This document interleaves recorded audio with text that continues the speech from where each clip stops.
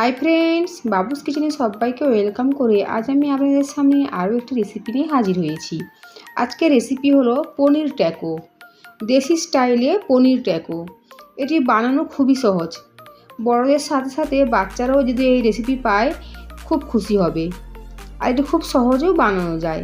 তা শুনুন যা যা রেসিপির দিকে আমি কিভাবে বানিয়েছি দেশি স্টাইলে পনির ট্যাকো। বড় কাপের 1 কাপ আটা নিয়েছি। আটার মধ্যে দেবো পরিমাণ মতো লবণ আর পরিমাণ মতো জল দিয়ে একটা ডো বানিয়ে নেব। ঠিক আমরা যেভাবে রুটি বানাই ঠিক সেভাবে এখানে রুটি বানাতে হবে, তাই ঠিক সেভাবে রুটির মতো ডো বানিয়ে নেব।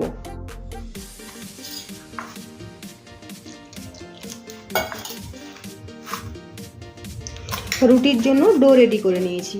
ঠিক বাড়িতে আমরা যেভাবে রুটি বানাই ঠিক সেভাবে একটা সফট ডো তৈরি করে নিয়েছি। এখন 10 মিনিটের জন্য রেস্টে রাখবো। সেই সময়ের মধ্যে স্টাফিংটা রেডি করে নেব।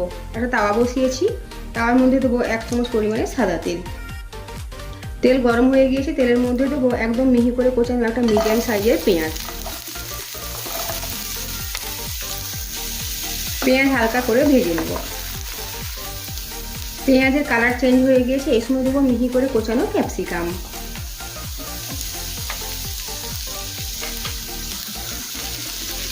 কুড়ি 30 সেকেন্ড সময় নিয়ে পেঁয়াজ আর ক্যাপসিকাম ভেজে নেব।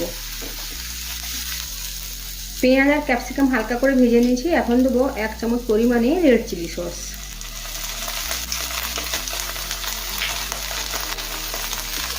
1 চামচ গ্রিন চিলি সস,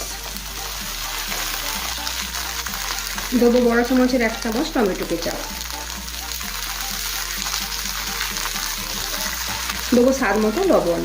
লবণ দেওয়ার সময় খেয়াল রাখতে হবে সসের মধ্যেও লবণ থাকে। সব কিছু নেড়ে চেড়ে মিশিয়ে নেব। দেবো চিলি ফ্লেক্স, অরিগেনো, সাথে দেবো পনির। এখানে আমি 150 গ্রাম পনির ছোটো ছোটো পিস করে কেটে নিয়েছি। আপনারা চাইলে পনির গ্রেট করেও ব্যবহার করতে পারেন। এখন কিছুক্ষণ সময় নিয়ে পনির সমস্ত কিছুর সাথে রান্না করে নেব। আর গ্যাসের ফ্লেম প্রথম থেকে একদম কমানো রয়েছে। আর মাঝে দেবো অল্প পরিমাণে লাল লঙ্কার গুঁড়ো।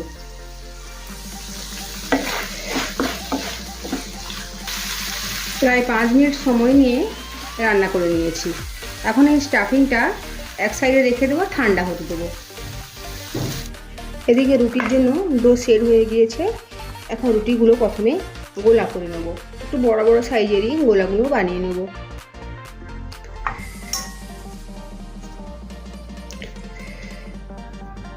আমি কিন্তু 3টে বানিয়েছি একটু বড় বড় সাইজের।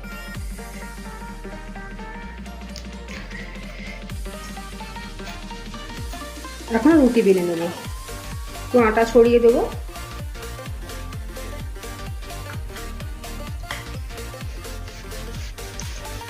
রুটিগুলো একদম পাতলা হবে না, একটু মোটা মোটা হবে, ঠিক সেভাবে বেলে নিতে হবে।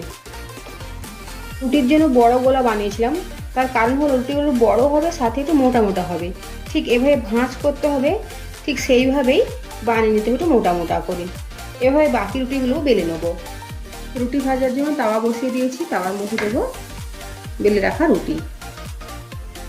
ঠিক আমরা যেভাবে রুটি ভাজি সেভাবে রুটিগুলো ভেজে নেব। তবে বেশি কড়া করে নয়, হালকা করে রুটিগুলো ভেজে নিতে হবে।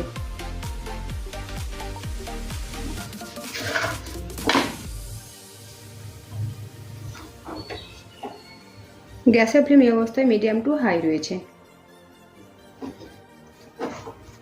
ঠিক এইভাবে রুটিগুলো সেঁকে নেব।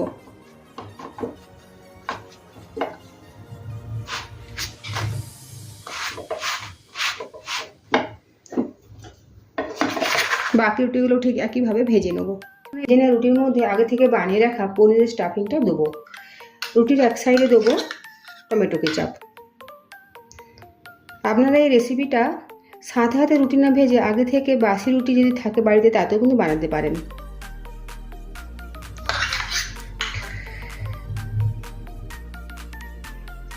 আর এক সাইডে দেবো মেয়োনিজ।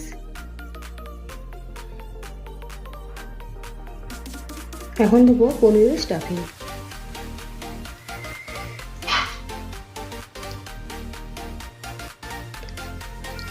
এখন এই পনির স্টাফিংয়ের উপর থেকে দেবো চিজ।